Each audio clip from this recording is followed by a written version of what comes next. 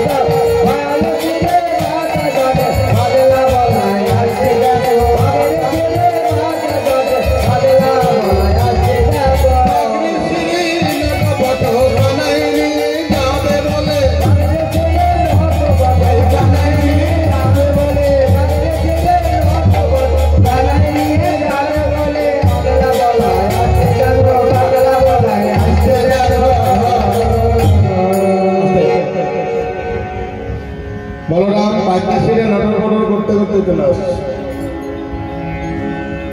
মহাজন আমার ওই বলরামের মদন সভা দর্শন করে কি সুন্দর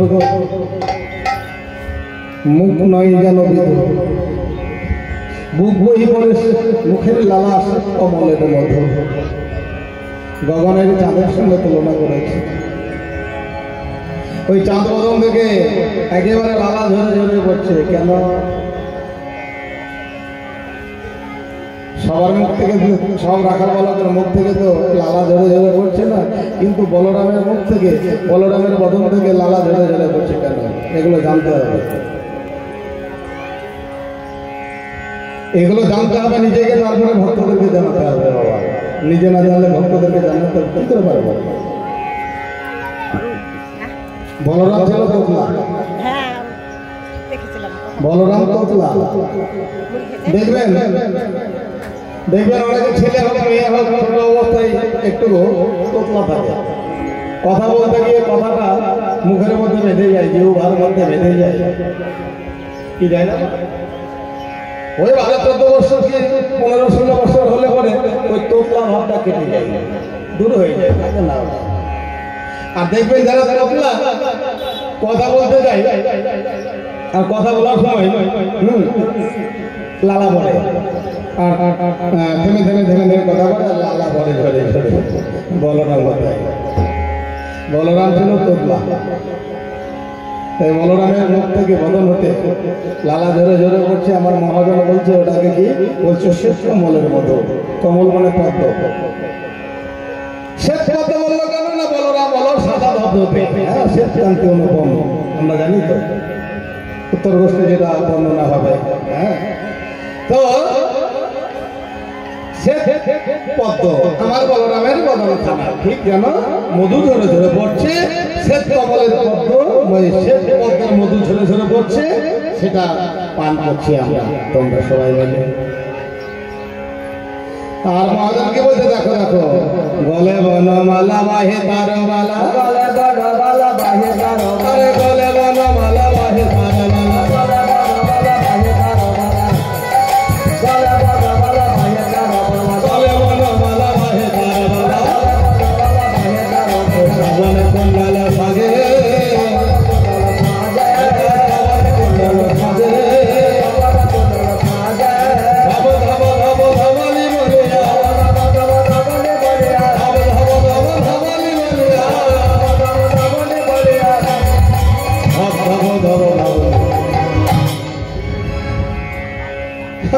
বলরাম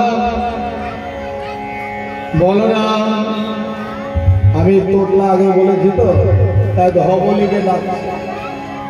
শ্যামলী ধবলি যেসব গরুর নাম ছিল না, গাভীদের নাম ছিল, বলরামের ধবলিকে খুব ভালোবাসতো, ভালোভাবে ভালোভাবে ঘাস খাওয়াতো, লতা সেখানে সেখানে নিয়ে যেত। তাই বলরাম ধবলি, এই ধবলি এইভাবে তো ডাকতে পারছে না, কথা বেঁধে বেঁধে যায়। তোতলা আমি আগে বললাম, তাই ধব ধব ধব ধবলি কত থেমে থেমে যাচ্ছে, এইভাবে বলছে ধব ধব ধব ধবলি বলে, ধবলি বলে, ধবলি বলে, ঘন ডাকে, ঘন ঘন ঘন ডাকে, ঘন ঘন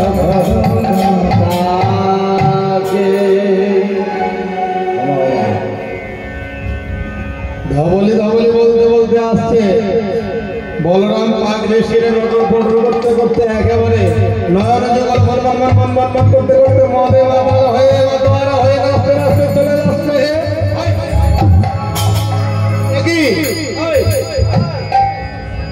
কি যেন দেখেছে বলরাম, একেবারে চমকে উঠেছে।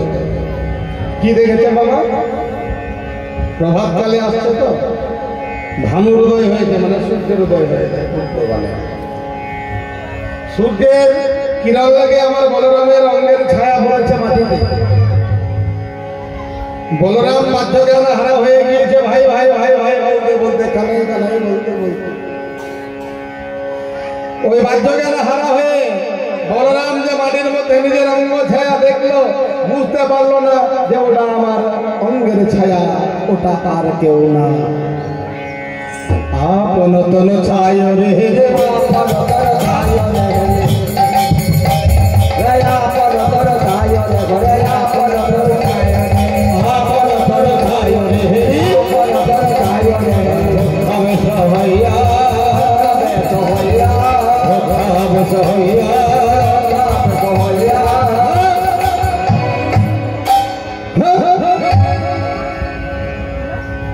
অঙ্গের ছায়া দেখে একেবারে রক্ষাবেশ হয়ে গিয়েছে, ক্রোধান্বিত হয়ে গিয়েছে। কেউ কাউকে যদি ডিস্টার্ব করে অসুবিধা করে এরকম বলে তো বলরাম তাই করছে। বলি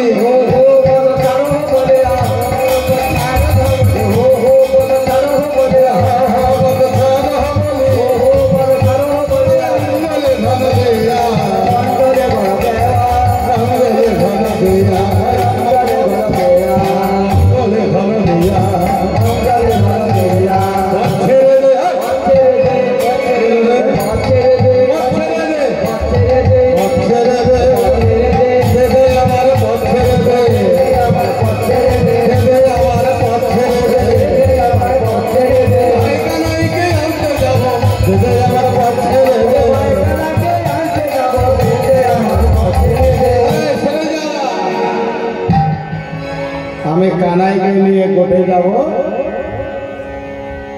আর তুই পথ ঘিরে দাঁড়ালি। কে রে?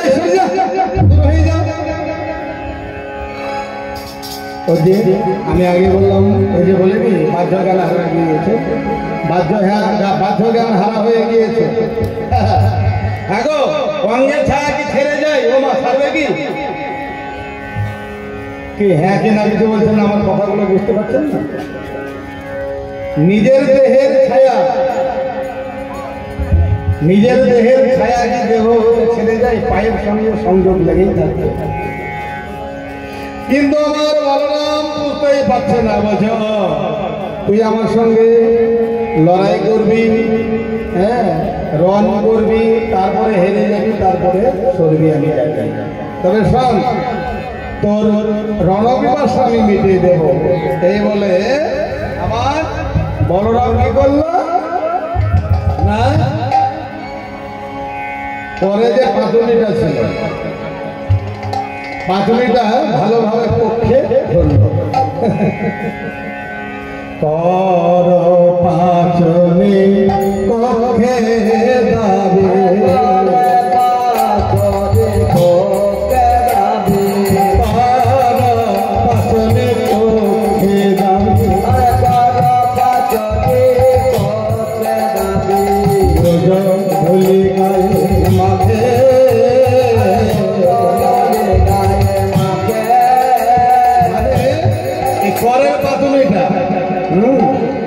করের যে পাঁচুলি, পাঁচুলি কাকে বলে? ছোট্ট লাঠি। গরু চড়াতে যাওয়ার সময় যে ছোট্ট লাঠি নেয় না রাখাল ভালো, সেটাকে বলে পাঁচুলি। আবার হাল বহানোর সময়ও, হ্যাঁ হাল বহানোর যে যখন নাঙল বহায়, হাল বহানোর সময়ও ওই ছোট্ট একটা লাঠি হাতে থাকে, ওটাকে পাঁচুলি বলে। বলরাম করেছে কি পর পাঁচুলি, মানে করের পাঁচুলি পক্ষে দাবি, মানে বগলদামা করেছে। এবার গজ ধলে গায়ে মাখে, গজ ধলে গায়ে মাখে, গজ ধলে গায়ে মাখে, গজ ধলে গায়ে মাখে, কানায়া বলে, কানায়া বলে, কানায়া বলে, কানায়া বলে, ঘন ঘন ঘন গাছে, ঘন ঘন ঘন নাচে, ঘন ঘন ঘন নাচে, ঘন ঘন নাচে।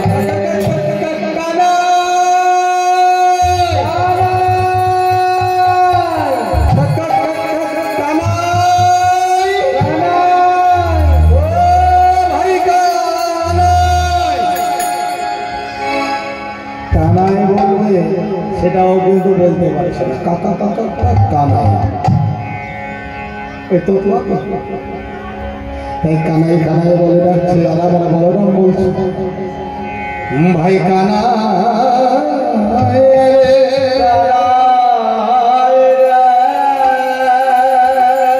ভাই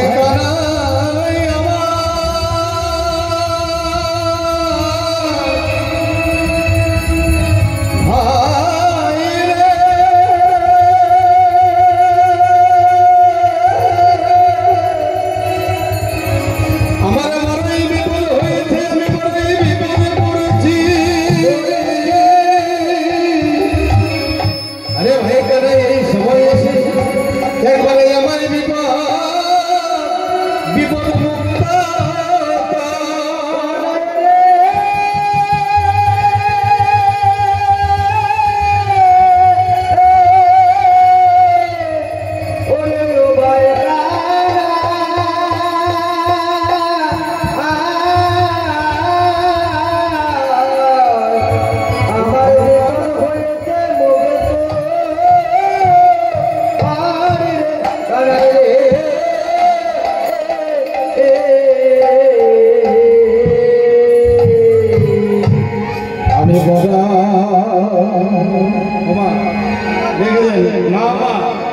গোপালের উদ্দেশ্যে ওখানে রেখে দেন আপনি মনে মনে ভাবেন গোপাল সেবা দিলাম ঠিক আছে এই সময়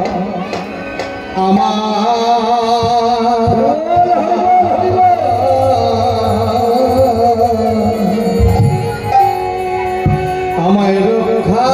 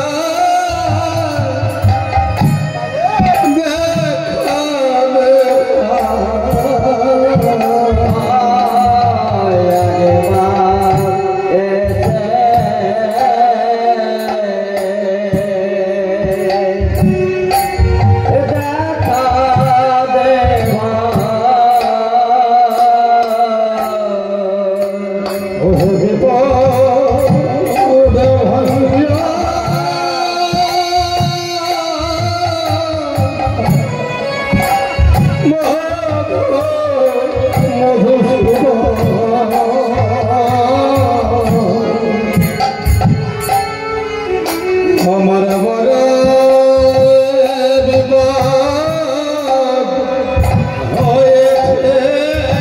হয়েছে